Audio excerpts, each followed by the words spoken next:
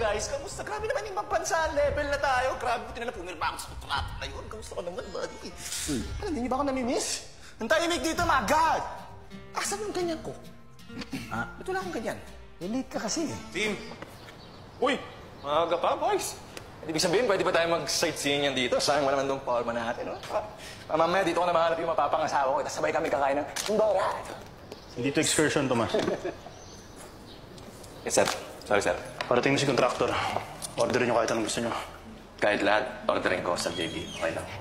Pwede naman, pero last supper mo na yan. Okay. Hindi ko rin naman maintindihan ang mga sulat siya. Temporal. Mix, dito na muna ako.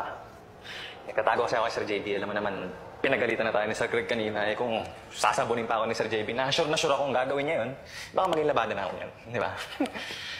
Pero Mix, alam mo naman, maangas lang ako, matapang lang ako, pero hindi naman ako bato. Lang yung trabaho to, hirap gawin, no?